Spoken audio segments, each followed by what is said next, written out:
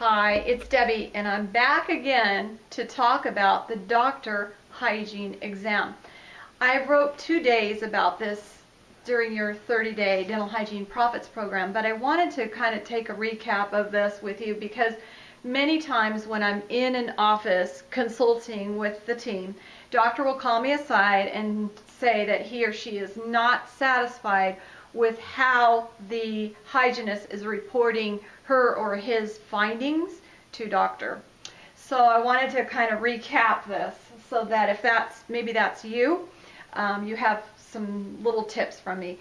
I talked about down to the science. A couple days ago I talked about that, and I showed you a circle that said time management and how it's very important that doctor not come in at the end of the hygiene appointment. But at about 24 minutes, the hygienist should be finished with his or her assessments, and by 25 minutes during that of the hygiene appointment, doctor should be able to come in and start the exam.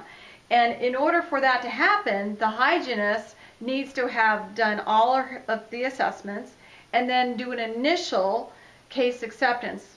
So at this point, before they do their initial case acceptance with the patient, they have given the patient a mouth mirror, and they've taken a tour of the patient's mouth with the intraoral camera.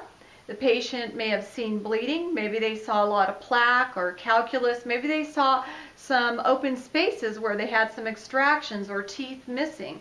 And so now those areas have been captured with the intraoral camera and they're up on the monitor. The x-rays are up for doctor to see when he or she comes in to start the exam, and that again is at 25 to 45 minutes during the hygiene visit.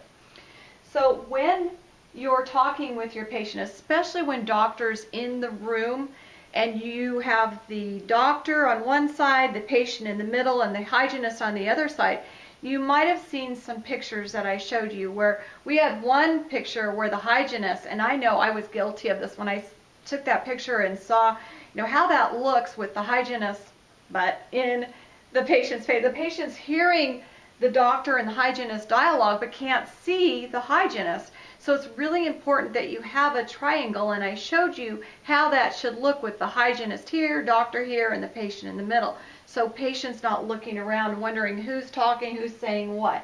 But proxemics also helps to not only make patients feel more comfortable, but it helps to establish a great rapport, and it helps gain trust from your patients. Trust is the #1 secret of why your patients will say yes to your care. Now, it's very important that your hygienists have a systematic delivery.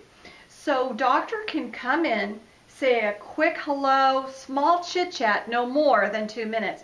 And the hygienist will gently interrupt that chit chat to start reporting to doctor her or his findings. Those findings look like possibly the review of medical history. Is patient taking new medications? Was the blood pressure high? What happened during the oral cancer screening exam? Was it a negative or a positive? What home care products? And especially important to tell doctor what areas of restorative or aesthetic dentistry need to be looked at, and what are potential areas of concern. All of this needs to be delivered to doctor in a systematic form. Now, doctor will want to explain and make a diagnosis. Hopefully doctor is agreeing with the hygienist, but doctor is going to tell the patient what are their treatment needs, and before anybody begins discussing finances, it is very important that your patient understand exactly what you're recommending and that all their questions have been answered. And now, once you have answered all their questions and you know that they understand, now you can ask your patients, do you see a need? Do you understand the need for going further with periodontal treatment? Do you see the need for doing the crowns or the bridge, or are you ready to move forward with the implants that doctor talked about? And now the hygienist will make that next appointment. I suggest the hygienist make the next appointment for the patient, unless it's many appointments, but then walk the patient up to the front desk and again repeat to the treatment coordinator or your auxiliary at the front desk what needs to be done, what has been done today in the dental hygiene treatment room, what is the diagnosis, what does the patient need to come back for, and what has the hygienist scheduled for the patient. Did they schedule 2 more supportive periodontal therapy appointments? And that should be the 3rd time that the patient has heard what is going on in their mouth and what needs to be done. The first time was when the hygienist did the initial case presentation. The second time was when doctor and hygienist talked about what the patient and hygienist saw in their mouth. And then that 3rd time is with your treatment coordinator at the front desk. We're going to be talking more about case acceptance, so I'll dive deeper in the next week into this topic.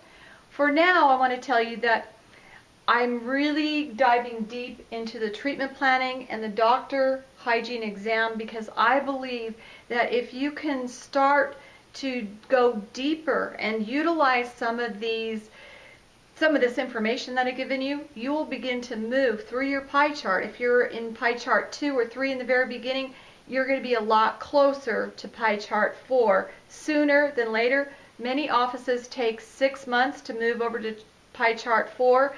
Other offices take a longer time. But if you're struggling, I want you to know that I'm here to support you and guide you beyond just 30 days.